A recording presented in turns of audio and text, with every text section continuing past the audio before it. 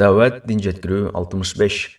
Абдулла бин Умар радиаллаху анхума Расулулла саллаллаху алейхи вассаламдан укканын айтат. Силер соода сатыкка берилип, букалардын куйругуна жабышып алып, дыйканчылык кылып жүрүп, Алла жолундагы күрөштү таштап койсоңор, Алла силерге кордукту жиберет. Силер диниңерге кайтып келмейинче, Алла ал кордуктан силерди кутултпайт. Абдулла бин Умар радиаллаху анхума Расулулла саллаллаху алейхи вассаламдан укканын айтат. Силер соода сатыкка берилип, букалардын куйругуна жабышып алып, дыйканчылык кылып жүрүп, Алла жолундагы күрөштү таштап койсоңор, Алла силерге кордукту жиберет. Силер диниңерге кайтып келмейинче, Алла ал кордуктан силерди кутултпайт.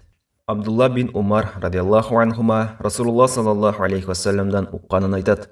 Силер соода сатыкка берилип, букалардын куйругуна жабышып алып, дыйканчылык кылып жүрүп, Алла жолундагы күрөштү таштап койсоңор, Алла силерге кордукту жиберет.